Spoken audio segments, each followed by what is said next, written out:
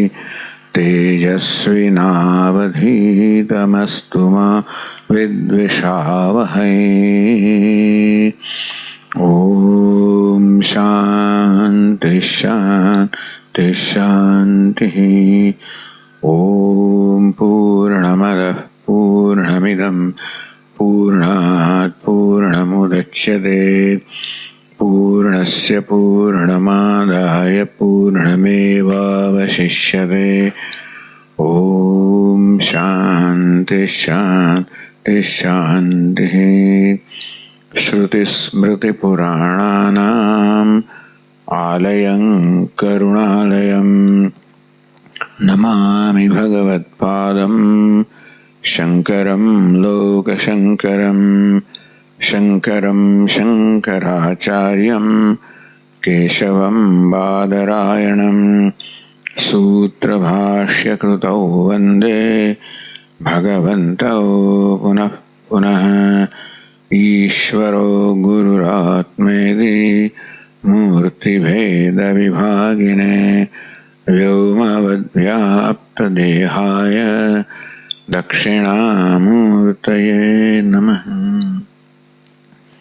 ॐ पार्थाय प्रतिबोधितां भगवता नारायणेन स्वयं व्यासेन ग्रथितां पुराणमुनिना मध्ये महाभारतम् अद्वैतामृतवर्षिणीं भगवतीम् अष्टादशाध्यायिनीम् अम्ब त्वामनुसन्दधामि भगवद्गीते भवद्वेषिणीम्।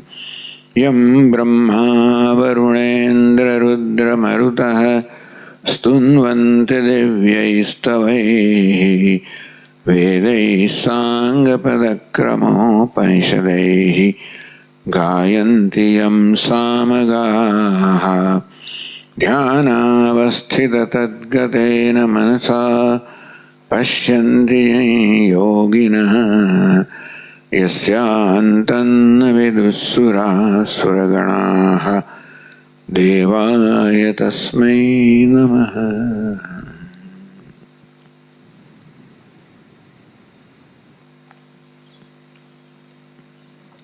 श्रीभगवानुवाच मय्यासक्तमनाः पार्थ योगं युञ्जन्मदाश्रयः असंशयं समग्रं माम् यथा ज्ञास्यसि तच्छृणु। ज्ञानं तेऽहं सविज्ञानम् इदं वक्ष्याम्यशेषतः यज्ञात्वा नेह भूयोऽन्यत् ज्ञातव्यमवशिष्यते। मनुष्याणां सहस्रेषु कश्चिद् यतति सिद्धये यततामपि सिद्धानां कश्चिन्मां वेत्ति तत्त्वतः। भूमिरापो नलो वायुः खं मनो बुद्धिरेव च अहंकार इतीयं मे भिन्ना प्रकृतिरष्टधा।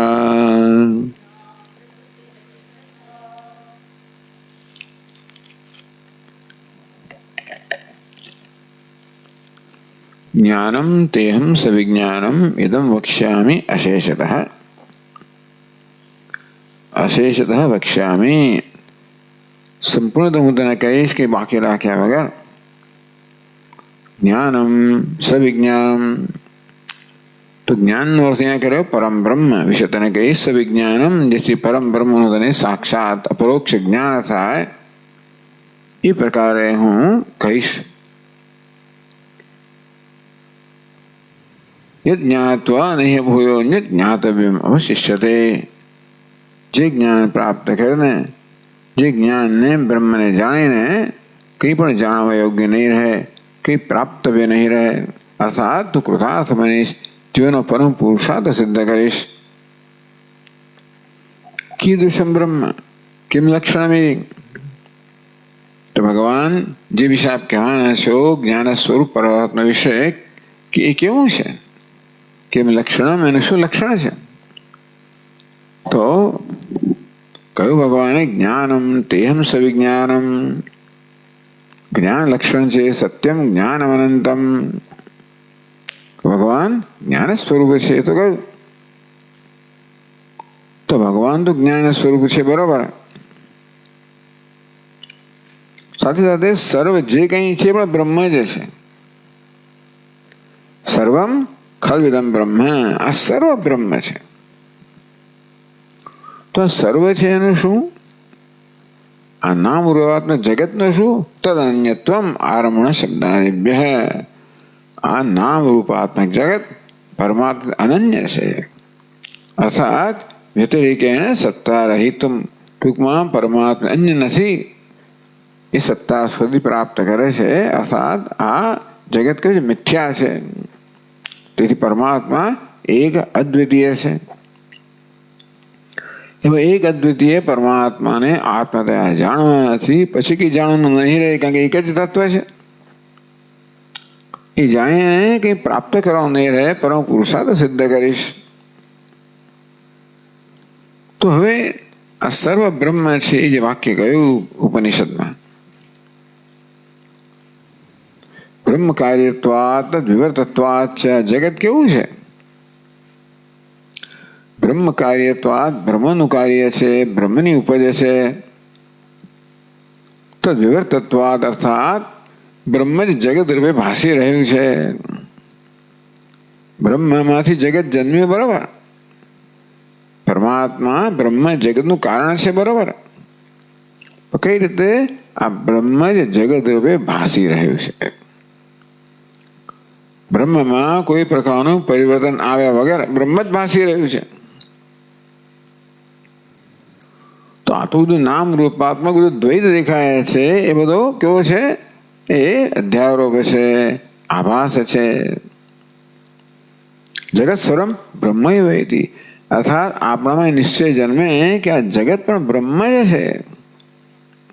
એ રીતે જે ઉપનિષદ કહે છે ભગવાન સમજાવવા માંગે છે.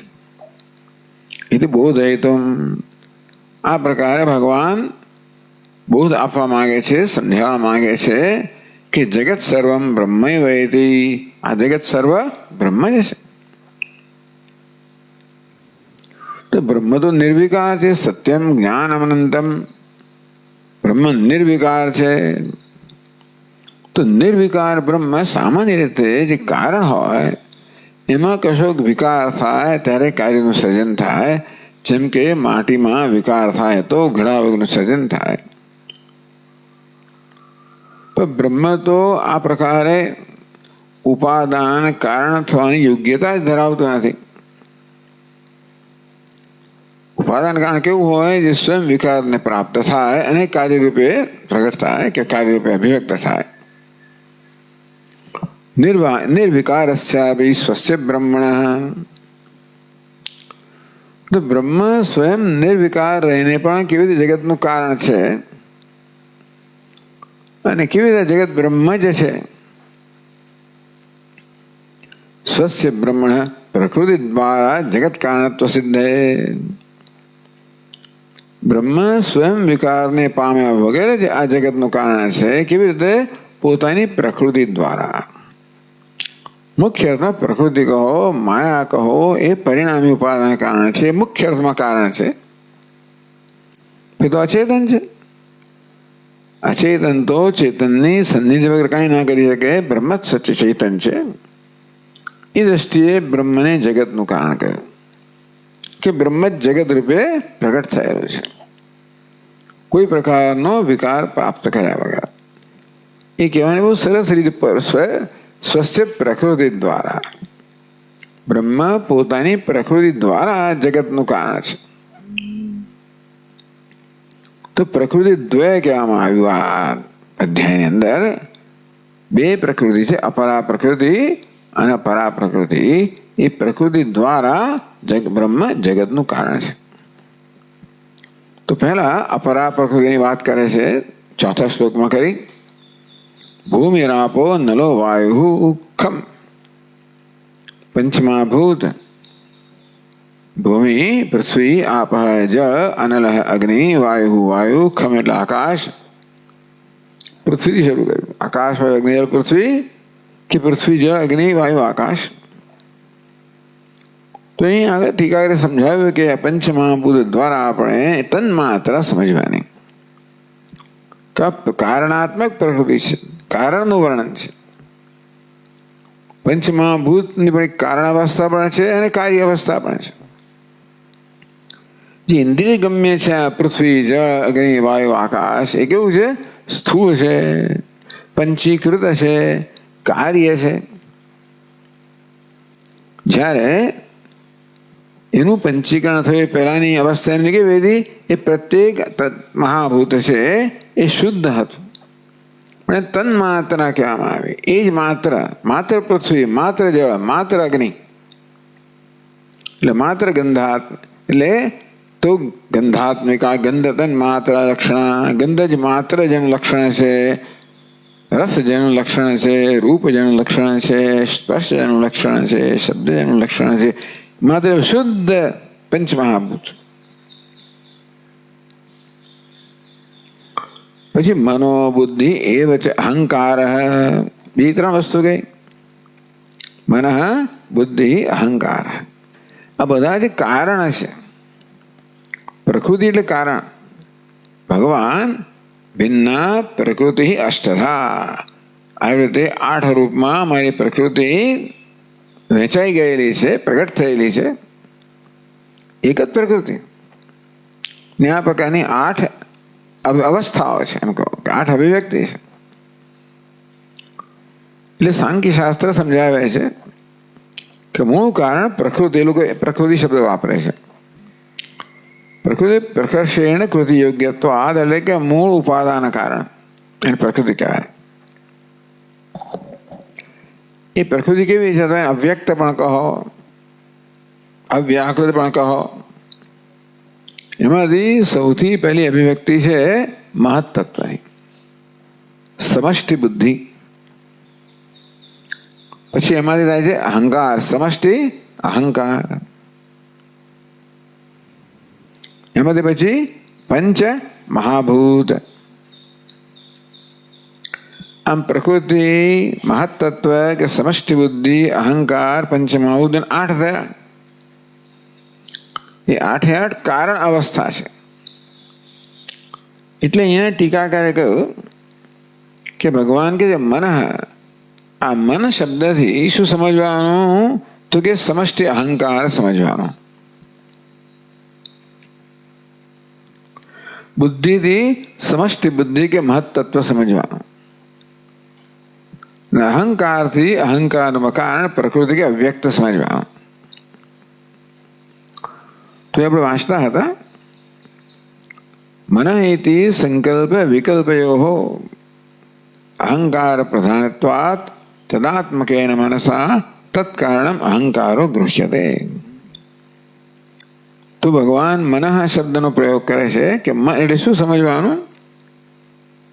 આપણે 401 પાન પર છે ટીકા, 5મી પંક્તિ. મનઃ ઇતિ સંકલ્પ વિકલ્પયો.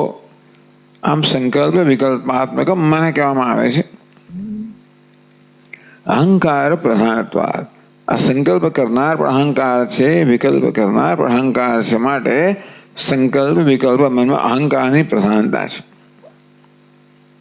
તેથી આ મન એવા શબ્દથી એનું કારણ અહંકાર છે એ સમજવું જોઈએ. સમષ્ટિ અહંકાર એવું સમજવું જોઈએ. બુદ્ધિ ઇતિ શબ્દેન સર્વ સમષ્ટિ મહત્તત્વ લક્ષ્યતે. બુદ્ધિ એટલે વ્યક્તિગત બુદ્ધિ નહીં, પરંતુ સમષ્ટિ બુદ્ધિ, જેને સાંખ્ય લોકો મહત કહે છે.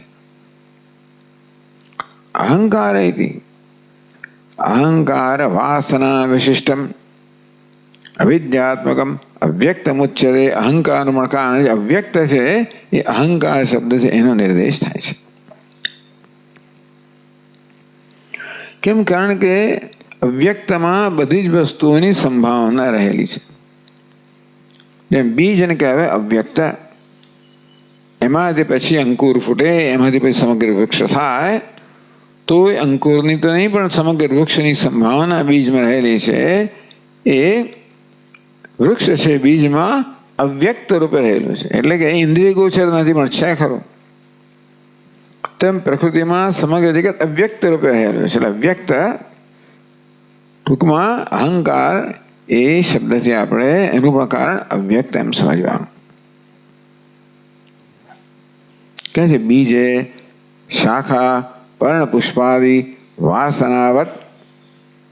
બીજની અંદર છે શું? શાખા, વૃક્ષની શાખાઓ, ડાળીઓ, પર્ણ પાંદડાઓ, પુષ્પ, આ બધું વાસના એટલે કે આ બધું સૂક્ષ્મ રૂપમાં રહેલું છે. તે અવ્યક્તે સર્વ કારણે મહદાદિ સર્વ વિકાર વાસના સંભાવ. એવી રીતે અવ્યક્ત જે જગતનું જે મૂળ કારણ છે એમાં મહત્તત્વ, અહંકાર, પંચમહાભૂત, સમગ્ર જગત રૂપી વૃક્ષ આ અવ્યક્તમાં બીજ રૂપે રહેલું છે.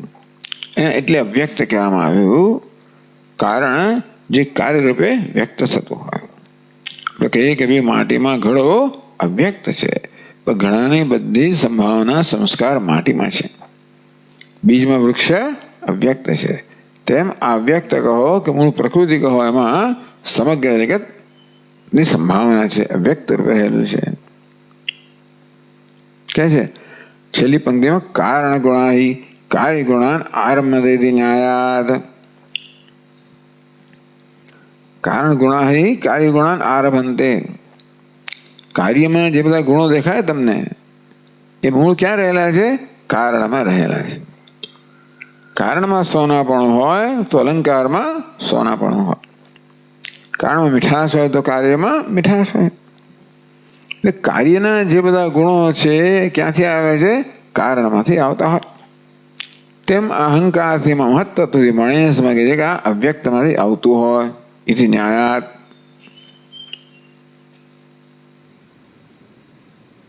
યમ પ્રકૃતિ, ભગવાન કહે મારી આ પ્રકૃતિ અષ્ટધા ભિન્ના. અહંકાર ઇતિ યમ में भिन्ना प्रकृति अष्टधा. અહંકાર ઇતિ યમ એટલે આ યમ પ્રકૃતિ, આ પ્રકૃતિ. પ્રકૃતિ શું? કારણ, મૂળ કારણ. મૂળ કારણ છે એ આપણે જોઈ શકતા નથી, અવ્યક્ત છે. તો એ કહે છે અહીંયા કાર્ય એક વેદ્યા, કાર્યાનુમેયા કે કાર્ય એક વેદ્યા. આ કારણ, કાર્ય પરથી કારણનું અનુમાન કરવામાં આવે છે. ટૂંકમાં ઘડા પરથી એનું કારણ માટી જે છે એ કેવું હોવું જોઈએ? ઘડામાં જે બધા ગુણ છે બધા ગુણ માટીમાંથી જ આવ્યા હોય. એ પરથી માટી રૂપી કારણ કેવું હોય એનું અનુમાન કરી શકીએ આપણે. તેમાં જગતને જોતા એનું મૂળ કારણ કેવું છે? તો પ્રકૃતિ, એના જ બધા ગુણો આ જગતમાં આવ્યા હોય. આ પ્રકૃતિ કહો, મૂળ કારણ કહો, કાર્ય એક વેદ્યા. આ જગત એવી કાર્ય છે પરથી આપણે આ પ્રકૃતિનું અનુમાન કરી શકીએ. એ જ પ્રકૃતિ સ્વયં ઉક્ત પ્રકારેણ અષ્ટધા ભિન્ના. ઉક્ત પ્રકારેણ કયો પ્રકાર? આગળ કયો તેમ તો અવ્યક્ત, મહત્તત્વ, અહંકાર, પંચમહાભૂત, એ રીતે અષ્ટધા ભિન્ના. આમ 8 પ્રકારે આવી રીતે ભેદને પ્રાપ્ત થઈ છે. મેં પ્રકૃતિ કોની છે? મેં મમ પરમાત્મા, અમારી પ્રકૃતિ છે. अखंडानंद महाराज के भिन्न मैं प्रकृति, भगवान के मारी प्रकृति तारी नहीं भाई, तो आमा अहंकार ममकार ना जमेश मारी है, तो एम तो आ बधु पंचमा भूतમાં पृथ्वी जलમાં બધું આવી ગયું, તો આખી આપણી ઉપાધિ પ્રકૃતિની ઉપાધિ છે ને, એ કોની છે? ભગવાનની છે. પેલો ધૃતરાષ્ટ્ર જેવી રીતે બીજાનું રાષ્ટ્ર લઈને બેસી ગયો હોય હક જમા, તેમ આપણે પણ આ ભગવાનની પ્રકૃતિ જેના પર આપણે હક જમાઈને બેઠા છે, અહંકાર મમકાર. ત્યાં ભગવાન કે મેં પ્રકૃતિ, પણ અહીંયા મેં એટલે મમ. ભગવાન કે મારી પ્રકૃતિ છે. કોની? મમ પરમાત્મા નિર્ગુણસ્યાપી. અર્થાત ભગવાન જ્યારે હું શબ્દનો પ્રયોગ કરે છે ત્યારે એ પરમાત્મા રૂપે સત્યમ જ્ઞાન અનંતમ નિર્ગુણ પરમાત્મા રૂપે કે મારી પ્રકૃતિ છે.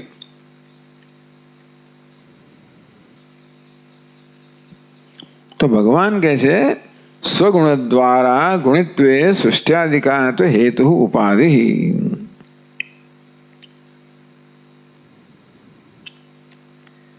સુગુણ દ્વારા ગુણિત્વે સૃષ્ટિઆદિકારણત્વે મુખ્ય સ્થળ, તો આ ગુણ ધરાવનારી પ્રકૃતિ જે છે એ સૃષ્ટિ વગેરેમાં કારણ છે. ભગવાન કે મારી ઉપાધિ છે. એશા એવ માયા, એને શાસ્ત્રમાં માયા કહેવામાં છે. અહીંયા ભગવાન પ્રકૃતિ કહે છે એ જ માયા છે.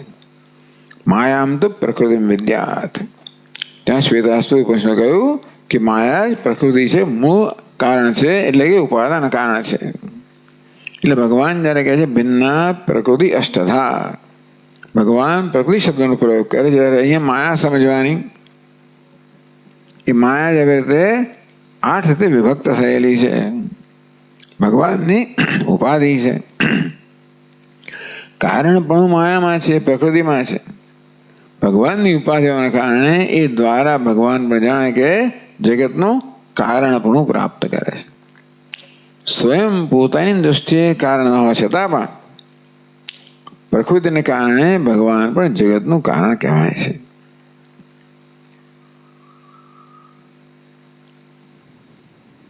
યત કાર્યમેતત મરુમરીચિકા કલ્પન જગત જાલમિતિ. તો આ પ્રકૃતિ કહો, માયાનું કાર્ય કેવું છે? એતત મરુમરીચિકા કલ્પમ, આ ઝાંઝવાના જળ જેવું. જગત જાલમ, આ જગતની જાળ કહો, એ ઝાંઝવાના જળ જેવું આ જગત છે. તો માયા તો એવું જ ઉત્પન્ન કરી શકે. માયા કશું ઉત્પન્ન ના કરી શકે. માયા માત્ર છે એવો દેખાવ જ ઉત્પન્ન કરી શકે. એનો અર્થ એ તો કે માયામાંથી, પ્રકૃતિમાંથી કશું કોઈ વાસ્તવિક વસ્તુ સર્જાઈ નથી, પણ આ જેમ ઝાંઝવાનું જળ હોય તેવી રીતે આ જગત પણ એ પ્રકારનો આભાસ છે.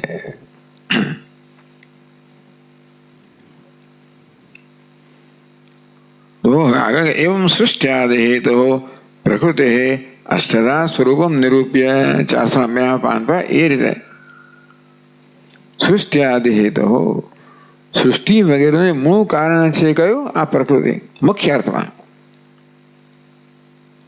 ગૌણ અર્થમાં પરમાત્મા, એ પ્રકૃતિ પરમાત્માની ઉપાધિ હોવાના કારણે ગૌણ અર્થમાં પરમાત્મા પણ જગતનું કારણ કહેવાય.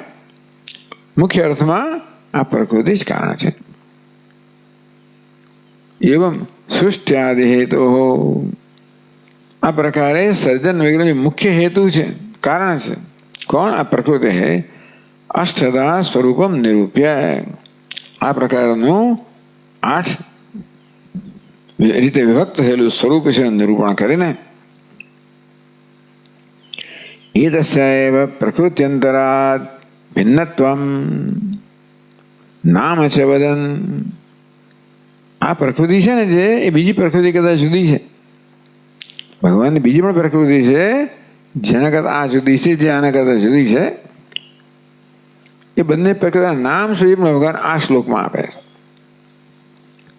નામ છે ભિન્નત્વમ, કેવી રીતે આ પ્રકૃતિ જે કહે તે બીજી પ્રકૃતિ કરતા ભિન્ન છે, અને આનું શું નામ છે, પેલાનું શું નામ છે? વદન તામ અભી પ્રકૃતિ નિર્દેશતી. આ સિવાયની જે બીજી પ્રકૃતિ છે એનો ભગવાન પાંચમા શ્લોકમાં નિર્દેશ કરે છે. તો પાંચમો શ્લોક વાંચીએ. अपरेयमितस्त्वन्याम्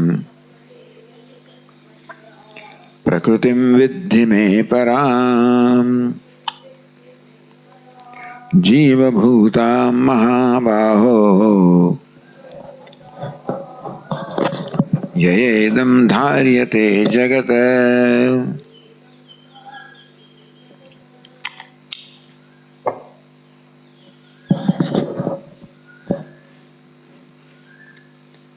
अपरा जो श्लोक तो अपरा यम तो पहला अपरा यम જે 8 રીતે ભિન્ન થયેલી 8 વિભાગમાં વહેંચાયેલી જે પ્રકૃતિ છે જેનું આગળના ચોથા શ્લોક વર્ણન કરવામાં આવ્યું. યમ અપરા આનું નામ ભગાય આ અપરા પ્રકૃતિ એનું અપરા એવું નામ છે. ઇતસ્તુ અન્ય આના કરતા અન્ય પ્રકૃતિ વિદ્ય મેં પરામ. હે અર્જુન બીજી મારી પ્રકૃતિ છે જે પરા પ્રકૃતિ છે. ભગવાન આ પ્રકારે પોતાની પ્રકૃતિનું નામ પણ આપે છે અપરા પ્રકૃતિ અને પરા પ્રકૃતિ. એ અપરા અને પરાના બીજા અર્થો પણ થાય જે ગ્રંથકાર ટીકાકાર કહે છે. તો બીજી પરા પ્રકૃતિ કેવી છે? જીવભૂતા મહાબાહો. બીજી જે પરા પ્રકૃતિ કેવી છે? જીવભૂતાન. તો જીવ જેનું સ્વરૂપ જીવરૂપ જે છે જીવનું જેનું સ્વરૂપ છે કે જીવરૂપ છે. જીવ કેવો છે? ચેતન છે. તો આ અપરા પ્રકૃતિ અષ્ટદા પ્રકૃતિ કેવી છે? અચેતન છે. એનાથી અન્ય મારી બીજી પરા પ્રકૃતિ છે જે કેવી છે? જીવરૂપ છે, ચેતન છે. એની શું વિશેષતા છે? યયા ઇદમ ધાર્યતે તે જગત. જે જીવરૂપ કે ચેતન પ્રકૃતિ વડે આ જગત ધારણ કરવામાં આવે છે. એક ધારણ કરનાર પ્રકૃતિ છે, બે ધારણ કરાયેલી પ્રકૃતિ છે. આ બે મળીને સમગ્ર જગતનું સર્જન પાલન લય વગેરે થાય છે. આ બે પ્રકૃતિ દ્વારા ભગવાન જાણે કે જગતનું કારણ બને છે. સ્વયં કોઈ પ્રકારના વિકારને પ્રાપ્ત કર્યા વગર આ બે પ્રકૃતિ દ્વારા ભગવાન જગતનું કારણ છે. આ બે પ્રકૃતિ દ્વારા ભગવાન જ જગત રૂપે પ્રગટ થઈ રહ્યો છે. પણ આ જગત શું છે? ભગવાન જ છે, પરમ બ્રહ્મ જ છે. સર્વમ ખલ્વિદમ બ્રહ્મ. એટલા જ માટે પરમાત્માને જાણીએ તો બધું જાણી લેવાય ને. આ બધું પણ બ્રહ્મ જ હોય તો બ્રહ્મને જાણવાથી આ બધું જણાઈ જાય. તો એકને જાણવાથી બધું જણાઈ જાય.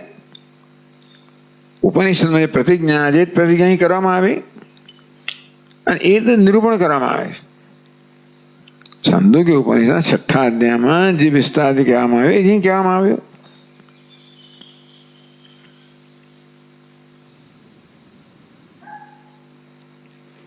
તો હવે ટીકામાં કહે છે અપરાયમ. આ કેવી? અપરાયમ એટલે અપરેયમ. અપરાયમ યમ અપરા. અષ્ટદા પ્રકૃતિ છે ને એ અપરા છે. તો કે યા પૂર્વોક્તા પ્રકૃતિ સંયમ અપરા. ભગવાન કે આગળ ચોથા શ્લોકની અંદર જે પ્રકૃતિનું વર્ણન કરવામાં આવ્યું એ અપરા છે. નામના અપરા એવું નામ છે. પણ અપરા એટલે બીજી એમ પણ થાય, ઉતરતી એમ પણ થાય. એટલે કે છે અપરા એના નામ પ્રમાણે ગુણ કહે છે. પરા પ્રકૃતિ ભિન્ના નિકૃષ્ટા છે. અપરા એટલે બીજી. એક પરા પ્રકૃતિ એના કરતા બીજી છે. અપરા એટલે ઉતરતી, બીજી પ્રકૃતિ કરતા ઉતરતી પણ છે. આમ અપરા કે એને ભગવાને 3 વસ્તુ કહી. અપરા એ નામ કહ્યું આ પ્રકૃતિનું. અપરા એટલે પેલા કરતા બીજી છે એમ પણ કહ્યું. અને અપરા એટલે બીજા કરતા ઉતરતી છે એમ પણ કહ્યું. નિકૃષ્ટા. તો આને આપ ઉતરતી કેમ કહો છો? નિકૃષ્ટ કેમ કહો છો?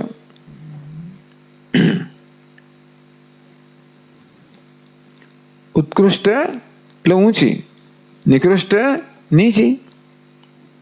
અનૃતત્વાદ, જડત્વાદ, દુઃખાત્મકત્વાદ.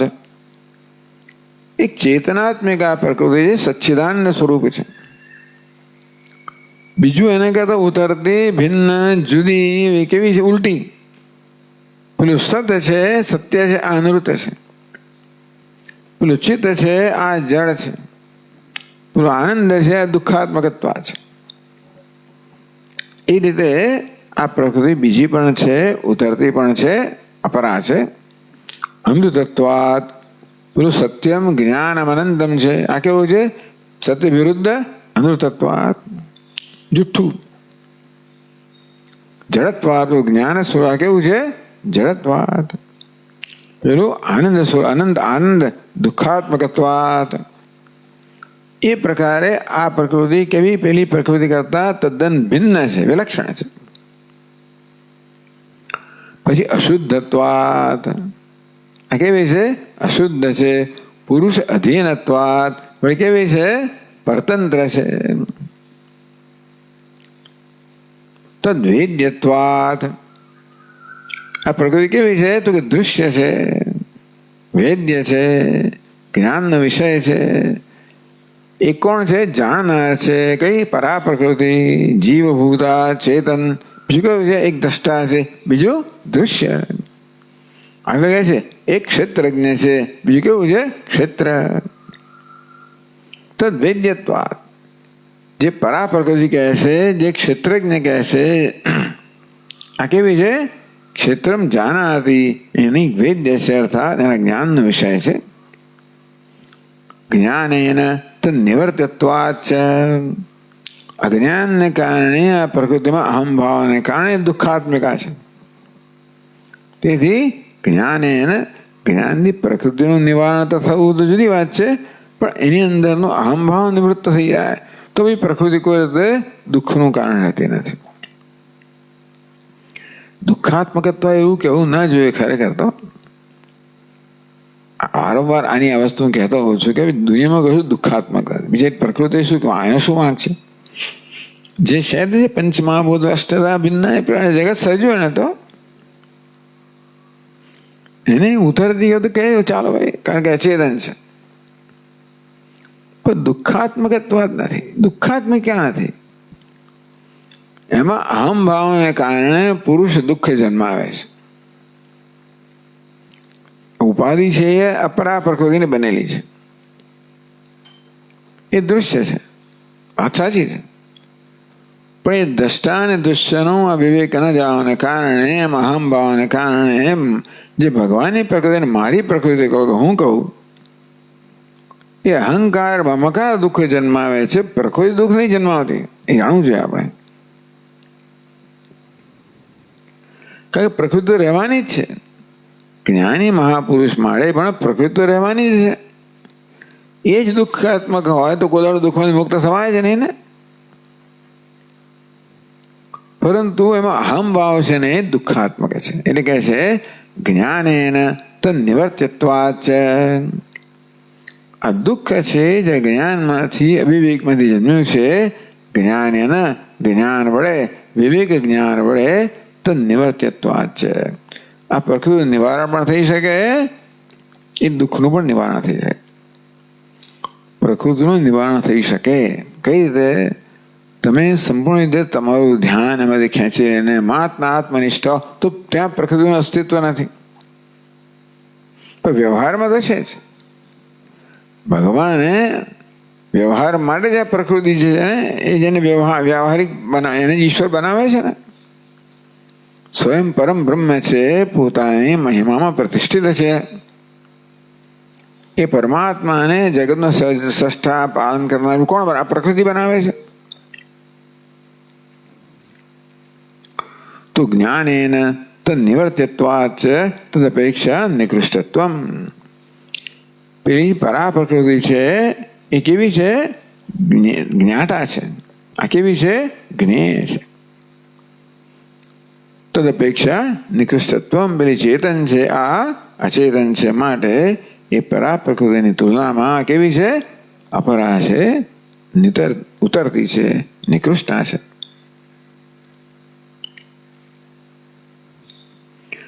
અપરે અપરા યમ આટલું સમજાવ્યું. પછી શું? ઇતસ્તુ અન્યામ. ઇતસ્ત્વન્યામ એટલે ઇતઃ તુ અન્યામ પ્રકૃતિમ વિદ્યમે પરામ. ઇતઃ એટલે એના કરતા અન્ય. આ અપરા પ્રકૃતિ કરતા અન્ય. એક તું શબ્દ વચ્ચે આવ્યો તો ટીકાકાર કહે છે પરાયા અપરા વૈલક્ષણ્ય દ્યોતનાથ તું શબ્દ. આના કરતા વિલક્ષણ બીજી પ્રકૃતિ છે. હે અર્જુન, જેનું વર્ણન કર્યું અષ્ટધા પ્રકૃતિ એ અપરા છે. તું એના કરતા પરંતુ એના કરતા વિલક્ષણ બીજી પરા પ્રકૃતિ છે. તો પરા પ્રકૃતિ છે એની વિલક્ષણતા. પરંતુ તું એટલે પરંતુ. પરંતુ ક્યારે કહીએ? વિલક્ષણતા બતાવવા માટે કહ્યું. હજી બીજી પ્રકૃતિનું વર્ણન કરવાનું છું હું. પરા પ્રકૃતિ કેવી છે? આના કરતા વિલક્ષણ છે. પરાયા અપરા વૈલક્ષણ્ય દ્યોતનાથ. આ પરા પ્રકૃતિ છે એ અપરા કરતા વિલક્ષણ છે. એ દ્યોતન કરવા માટે, એ જણાવવા માટે ભગવાન તું શબ્દનો પ્રયોગ, તું એટલે પરંતુ પ્રયોગ કરે છે. ઇતઃ અન્યામ અપરા યમ. ઇતઃ એક શબ્દ છે. ઇતઃ તું અન્યામ. તો તું શબ્દ સમજાવ્યો. પરંતુ ઇતઃ અન્યામ. ઇતઃ એ પાંચમી ભક્તિ છે. આના કરતા ઇતઃ ઉક્તાયા પ્રકૃતિ અન્યામ. ઇતઃ એટલે આના કરતા. શાના કરતા? અપરા પ્રકૃતિ કરતા. અન્યામ એટલે અન્ય. અન્ય એટલે શું? ભિન્નામ વિલક્ષણામ. આના કરતા અન્ય એટલે જુદી. જુદી એટલે કેવી? એના જેવી નહીં, વિલક્ષણ. આ પરા પ્રકૃતિ છે, અપરા પ્રકૃતિ કરતા ભિન્ન છે, અલગ છે, જુદી છે, વિલક્ષણ છે. આ અનુતત્વાદ જડત્વાદ દુઃખાત્મકત્વાદ. અનુતત્વમ જડત્વમ દુઃખાત્મકત્વમ આનો સ્વભાવ હોય તો સત્યમ સત્યત્વમ જ્ઞાનત્વમ આનંદત્વમ પેલાનો સ્વભાવ છે. આમ લક્ષણ વિલક્ષણ તદ્દન વિપરીત લક્ષણ વાળી છે. ભાઈ આ કેવી છે? અશુદ્ધ છે. પેલી કેવી? શુદ્ધત્વેના. તો અન્ય શબ્દ વાપરે છે. અન્યામ પરામ. અન્યામ એટલે અન્ય એટલે ભિન્ન, જુદી, સાથે વિલક્ષણ, તદ્દન વિરુદ્ધ લક્ષણ ધરાવનારી પરા પ્રકૃતિ. પરામ આ પરા છે. પેલું નામ પરા છે. પરા ચઢિયાદી પણ ખરી, બીજે પણ ખરી, અને અહીંયા આગળ પરા નામ પણ ખરું. તો એને પરા કેમ કહેવામાં આવી? શુદ્ધત્વેના. આ ચૈતન્ય કેવો છે? શુદ્ધ છે. પેલી કેવી છે? અશુદ્ધ છે. તદ ઉપજીવ્યત્વેના સત્તા સ્ફૂર્તિ પ્રદત્વેના. આ અપરા પ્રકૃતિને જીવન કોણ પ્રદાન કરે છે? સત્તા સુધી કોણ પ્રદાન કરે? પેલી પરા પ્રકૃતિ છે, જીવાત્મિકા છે, ચેતનાત્મિકા છે. એ આ અચેતન અપરા પ્રકૃતિને સત્તા સ્ફૂર્તિ પ્રદાન કરે છે. ઉપજીવે જીવિકા પ્રદાન કરનાર. એને કારણ આ છે. એટલે સત્તા સ્ફૂર્તિ પ્રદત્વ એને શ્રેષ્ઠા. પરા એટલે શ્રેષ્ઠા, નિકૃષ્ટા પેલી ઉત્કૃષ્ટા. આ કેવી છે? અશુદ્ધ, પેલી શુદ્ધ. અને આ કેવી છે? આ બિચારી જીવન માટે પેલા પર આધારિત છે. પેલી એને સત્તા સ્ફૂર્તિ પ્રદાન કરનાર છે. એટલે બધી રીતે બીજી પ્રકૃતિ છે. કેવી છે? ચડિયાતી છે, શ્રેષ્ઠ છે, ચેતનાત્મિકા છે. તો મહારાજ આ પરા અપરા શબ્દો આપ જે લઈ આવ્યા એનું કઈ શાસ્ત્રમાં ઉલ્લેખ ખરો? તો એ ટીકા કરે છે પરા શક્તિ વિવિધ એવ શ્રૂયતે એ પ્રસિદ્ધા. મારી આ કલ્પના નથી. શ્વેતાશ્વતર ઉપનિષદમાં કહેવામાં આવ્યું, શ્વેતાશ્વતરમાં પરાસ્ય શક્તિ અસ્ય શક્તિ અસ્ય પરાશક્તિ વિવિધા એવ શ્રૂયતે. અસલા પરમાત્માની આ જે એક પરમ શક્તિ છે જે અનેક પ્રકારની છે એમ કહેવામાં આવે છે. એટલે આ પરા પ્રકૃતિ કહો, માયા પરા પ્રકૃતિનો ઉલ્લેખ ઉપનિષદમાં પણ છે. એ રીતે પ્રસિદ્ધ છે. આ પરા પ્રકૃતિ કેવી છે? પ્રસિદ્ધ છે ઉપનિષદમાં. આવી મેં પ્રકૃતિ, મારી પ્રકૃતિ જીવભૂતામ મહાબાહો કેવી છે? જીવભૂતામ. જીવ કહો, ક્ષેત્રજ્ઞ કહો કે જે ક્ષેત્રજ્ઞ રૂપામ વિદ્ધિ બીજાની. આ પરા પ્રકૃતિ છે ઉત્તરથી કેવી છે? ક્ષેત્ર લક્ષણ વાળી છે. પેલી કેવી છે? ક્ષેત્રજ્ઞ લક્ષણ વાળી છે. એટલે અપરા ને પરા કહો, ક્ષેત્ર ને ક્ષેત્રજ્ઞ કહો, અચેતન ને ચેતન કહો, ઉતરતી ને ચઢિયાતી કહો. આ બે પ્રકૃતિના સંયોગથી જગત રચાયેલું છે. શિવ અને શક્તિના સંયોગથી જગત રચાયેલું છે. એટલે એવું છે ને કે પરમાત્મા સ્વયં તો જગતનું કારણ ના બની શકે, અને પ્રકૃતિ પણ સ્વયં જગતનું કારણ ના બની શકે. એટલે પરમાત્મા જ્યારે પ્રકૃતિમાં પ્રતિબિંબિત થાય,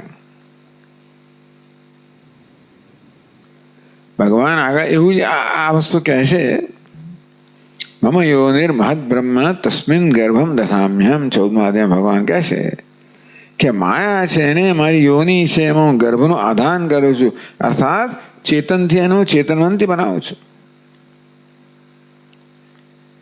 અર્થાત આજે અપરા પ્રકૃતિ ચેતનવંતી બને, પણ ક્યારે? પરમાત્મા એમાં પ્રતિબિંબિત થાય ત્યારે. આપણે 3 વસ્તુ થઈ. એક સૂર્ય થયો, અહીંયા એક ડોલ, એટલે એમાં જળ અને એમાં પ્રતિબિંબ. સૂર્ય કેવી રીતે જળને પ્રકાશમાન બનાવે? પ્રતિબિંબ દ્વારા. તેવી રીતે આ અપરા પ્રકૃતિ છે જે અચેતન છે, જેને મેટર કહીએ, પ્રકૃતિ કહીએ, પરમાત્મા એમાં પ્રતિબિંબિત થાય છે. એને આપણે ચિદાભાસ કહો, એને ક્ષેત્રજ્ઞ કહો, એને જ પરા પ્રકૃતિ કહેવામાં આવે. એટલે ભગવાન એના માટે પરા શબ્દ વાપરે છે. પેલું પરા જે હતું તે શ્વેતા શ્વેતરમાં એ તો માયાના રૂપમાં હતું. આ પરા કઈ ખબર છે? અપરા પ્રકૃતિમાં પ્રતિબિંબિત થયેલી.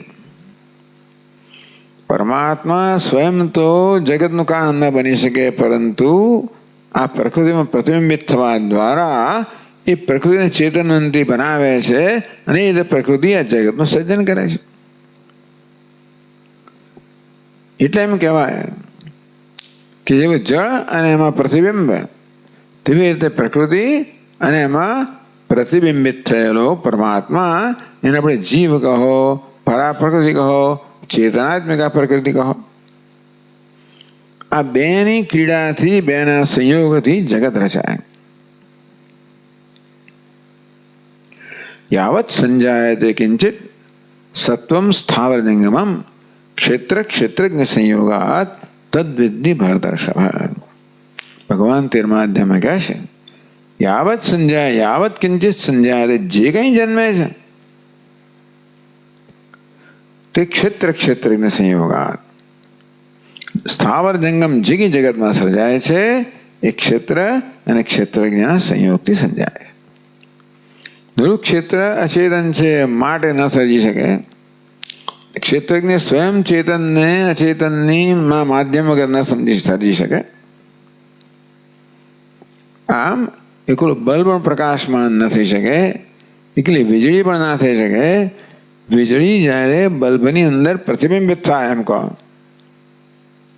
ત્યાર પછી પ્રકાશનું સર્જન થાય. તેમ પરમાત્મા પણ જાણે કે આ પ્રકૃતિમાં પ્રતિબિંબિત થાય, ત્યારે પ્રકૃતિ ચેતનવંતી બને અને આ જગતનું સર્જન થાય. એ રીતે ચિદાભાસ જેને કહેવાય એને પરા પ્રકૃતિ કહેવામાં આવી. એટલે ક્ષેત્રજ્ઞ, ક્ષેત્રમાં પ્રતિબિંબિત થયેલો પરમાત્મા એક ક્ષેત્રજ્ઞ કહેવાય. એનું મૂળ સ્વરૂપ તો ચૈતન્ય ખરું, પણ સર્જન માટે એક સમાન સત્તા જોઈએ. ક્ષેત્ર ક્ષેત્રજ્ઞ સંયોગાત, ક્ષેત્રને ક્ષેત્રજ્ઞના સંયોગથી કે અપરા અને પરા પ્રકૃતિના સંયોગથી જગત જન્મ, તો બંને સમાન સત્તાવાળી જોઈએ. પરા પ્રકૃતિ પારમાર્થિક સત્તા ધરાવતી હોય ચેતન હોવાને કારણે, તો એનો અપરા સાથે સંયોગ થઈ જ ના શકે.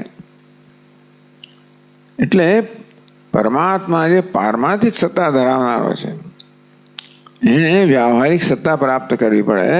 અને એમ કહેવાય કે પરા પ્રકૃતિ એટલે આ અપરામાં પ્રતિબિંબિત થયેલો પરમાત્મા, એને જીવભૂતા કહેવાય. જીવ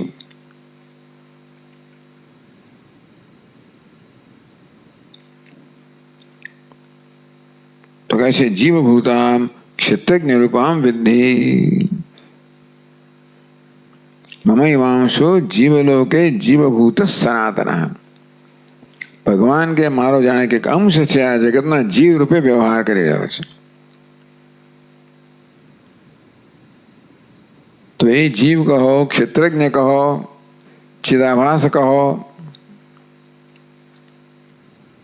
જીવભૂતામ ક્ષેત્રજ્ઞ રૂપામ વિદ્ધિ વિજાનેહી. તો આ જે પ્રકૃતિ છે પરા પ્રકૃતિ, જીવરૂપ પ્રકૃતિ કહો, ચેતનાત્મિકા કહો, ભગવાન એનું બીજું વિશેષણ આપે છે. યયેદમ ધાર્યતે જગત, એનું વર્ણન કરે છે. યયા ઇદમ ધાર્યતે જગત, યયા ઇદમ જગત ધાર્યતે.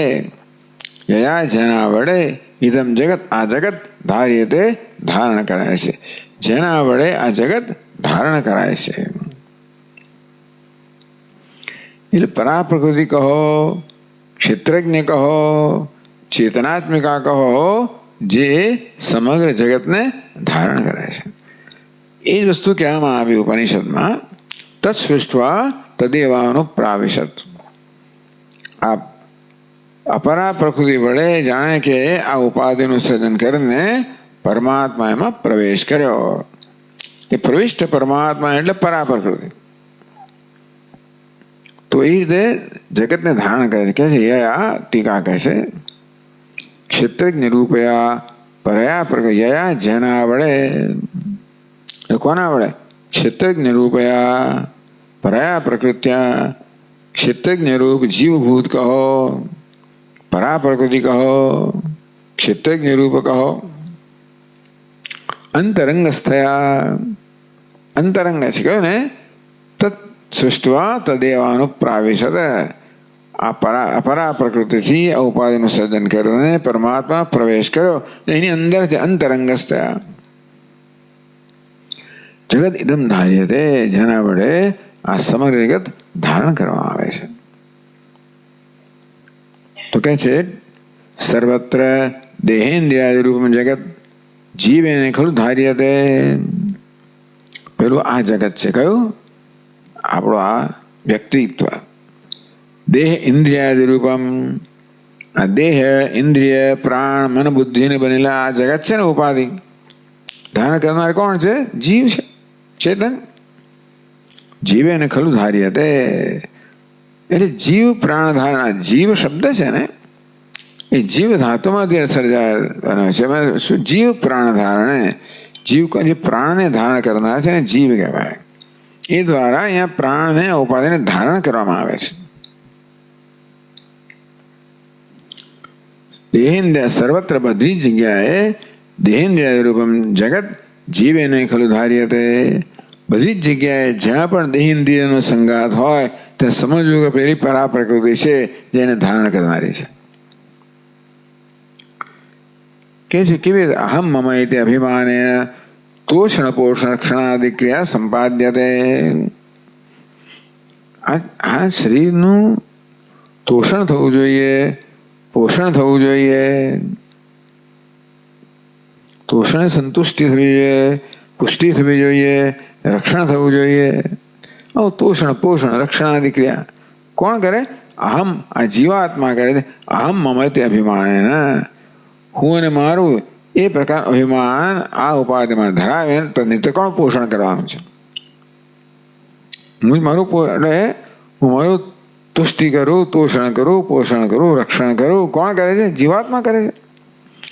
એ રીતે આ પ્રકૃતિને ધારણ કરે છે વ્યક્તિગત સ્તરે. પછી બીજી વાત કરી, તથા બહિ અપી ઘટો એમ પટોયમેતિ સત્તા સત્તા સ્ફૂર્તિ પ્રદાનેન. બહાર પણ ઘટપટાદી જે જગત છે ને એને ધારણ કરનાર અસ્થિભાદી પ્રિય જ છે. સત્તા સ્ફૂર્તિ પ્રદાનેન એ અસ્થિભાદી પ્રિય અહીંયા પ્રવેશ કર્યો એટલા માટે જીવ કહીએ એ જ અધિષ્ઠાન છે ને એ તે જગતને સત્તા સ્ફૂર્તિ પ્રદાન કરવા દ્વારા ધારણ કરે છે. નારૂ આદિ ભેદ કલ્પનયા ભોગત્વ સંભાવનયા વિનિયોગેન છે. બધી નામ રૂપ ભેદની કલ્પના કરનાર પણ આ સર્જક જ છે, જીવ જ છે. ભોગ્યત્વ એ ભોગતા છે, આ કેવું છે? ભોગ્ય છે. વિનિયોગેન એ પોતે જગતનો ઉપયોગ કરે છે. આમ આ બધું આ રીતે જગતને ધારણ કરે છે. આ જીવાત્મા છે કેવી રીતે આ વ્યક્તિગત ઉપાધિને તોષણ પોષણ રક્ષણ દ્વારા અહમ મમત દ્વારા ધારણ કરે છે. આ જગતને પણ પોતે ભોગતા છે, આ ભોગ્ય છે. એ જગતનો ઉપયોગિતા છે. આ જગતની પોતાના ભોગ માટે કર્મ દ્વારા કલ્પના કરે છે. છેવટે જેમ સમજાવવામાં આવ્યું બૃહદારણ્યકમાં કે આ જગતના સપ્તાન 7 અંગનું બન્યું જગતનું સર્જન કરનાર જીવાત્મા જ છે. એ મીમાંસુક એટલે જ કે જીવના કર્મથી જગત સર્જાયું છે. જીવ પોતાના કર્મ દ્વારા જગત સર્જતો હોય, નામ ભેદની કલ્પના કરતો હોય, કારણ કે એને ભોગ જોઈએ છે. આ પ્રકારે એમ કહેવાય કે જીવ પણ આ જગતનું સર્જન કરે છે અને ધારણ કરે છે. જગત નિર્વાહ અભી અનન્ય ક્રિયતે. ટૂંકમાં એને બહુ મુખ્ય અર્થ એવો શબ્દશઃ સમજાવવામાં આવ્યો.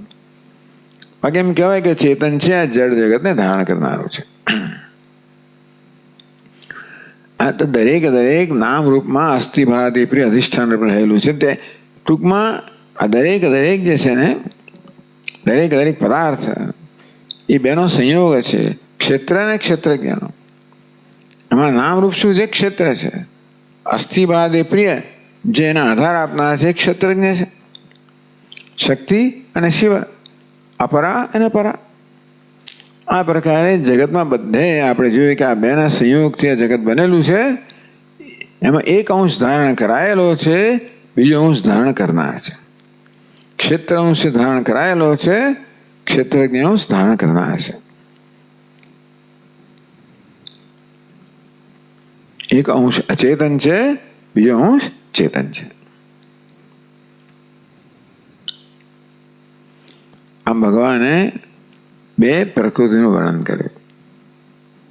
ઉક્તસ્ય પ્રકૃતિ દ્વયસ્ય કાર્યમાં 2 પ્રકૃતિ શું કરે છે? હવે અપરા પ્રકૃતિ અને પરા પ્રકૃતિ એનું કાર્ય એટલે એ શું કરે છે? તો ભગવાન 6થા શ્લોકમાં કહે છે એતદ યોનિની ભૂતાની સર્વાણીત્યુપધારય અહં કૃત્સ્નસ્ય જગતઃ પ્રભવઃ પ્રલયસ્તથા.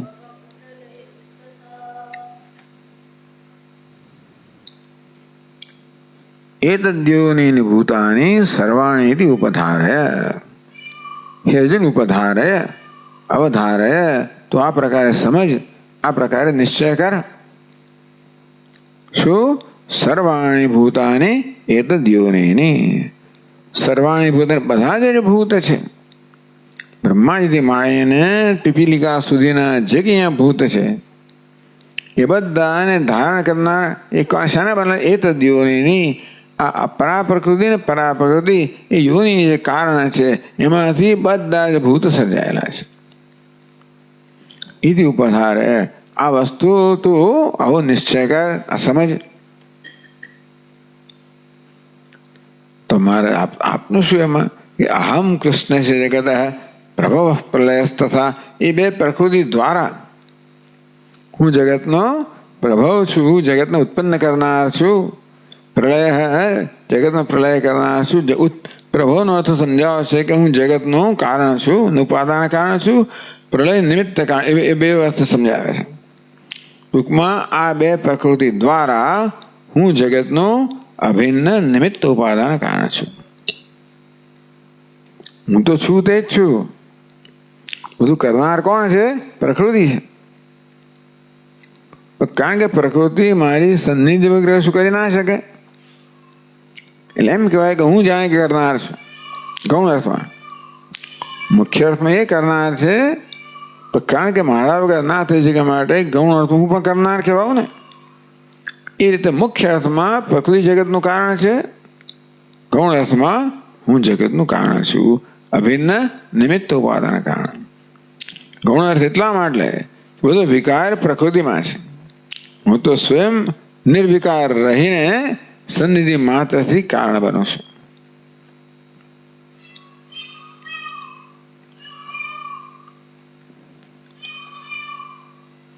તો એતદ યોનિની ભૂતાની સર્વાણી તો એક પછી કૂતરું હોય કે આવો સરખા છે ને આમ તો ના ભલે વાંધો નહીં બિચારાઓ આનંદમાં છે.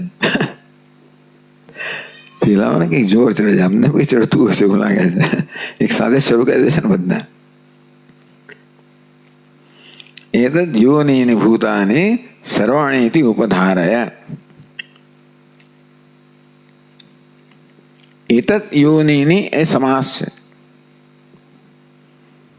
એતદ યોનિ યેષામ તાની એતદ યોનિની બહુવ્રીહી સમાસ છે.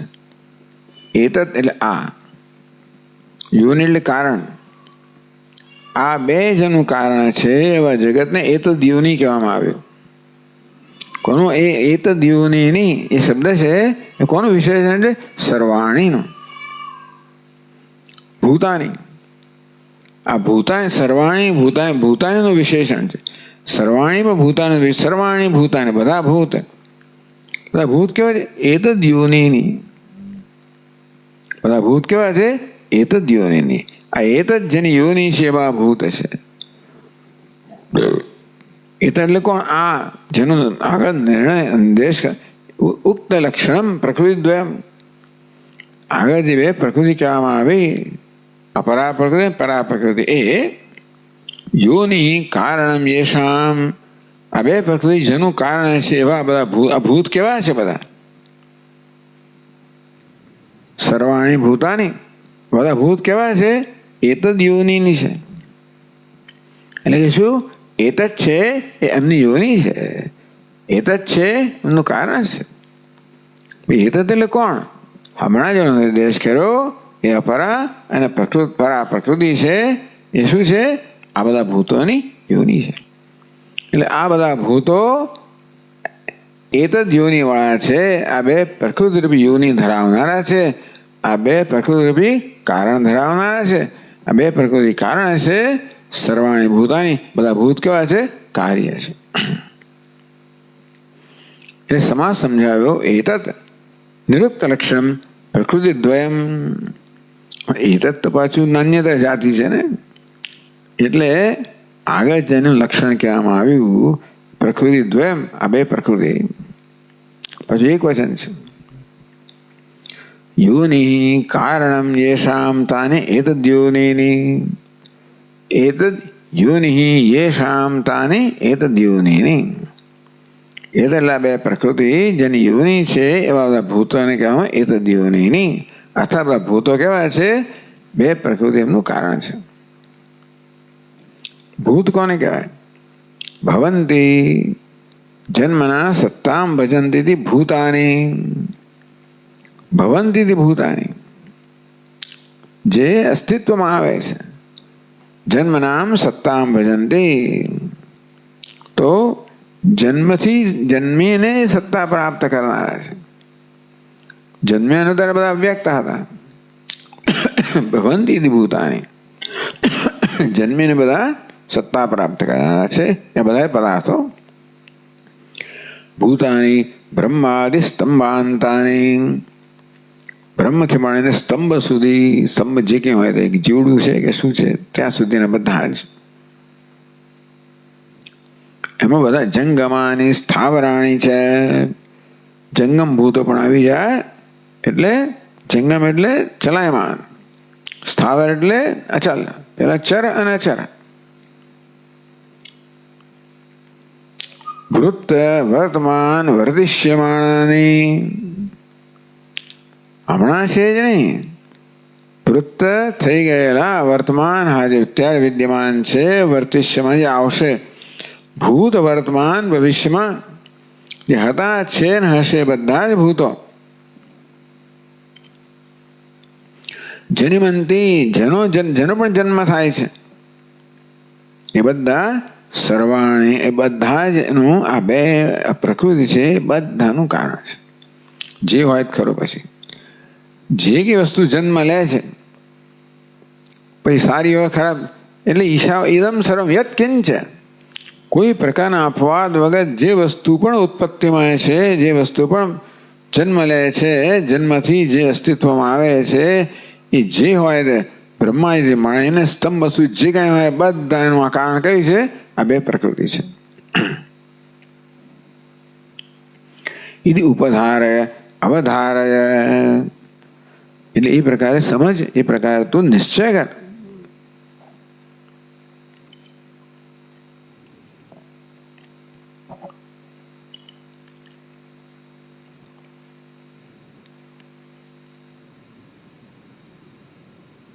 ચાલો આપણે અત્યારે અહીંયા આગળ થોભીએ. હવે બીજી થોડી ચર્ચા આવે છે આ વિષયની, આપણે ફરી બીજા ક્લાસમાં લઈશું. ઓમ પૂર્ણમદ પૂર્ણમિદમ પૂર્ણાત પૂર્ણમુદચ્યતે પૂર્ણસ્ય પૂર્ણમાદાય પૂર્ણમેવાવશિષ્યતે. ઓમ શાંતિ શાંતિ શાંતિ. શંકરં શંકરાચાર્યં કેશવં બાદરાયણં સૂત્રભાષ્યકૃતૌ વંદે ભગવन्तौ પુનઃ પુનઃ. ઈશ્વરો ગુરુરાત્મેતિ મૂર્તિભેદવિભાગિને વ્યોમવદ્વ્યાપ્તદેહાય દક્ષિણામૂર્તયે નમઃ. ઓમ શાંતિ શાંતિ શાંતિ. હરિ ઓમ. શ્રી ગુરુભ્યો નમઃ. હરિ ઓમ.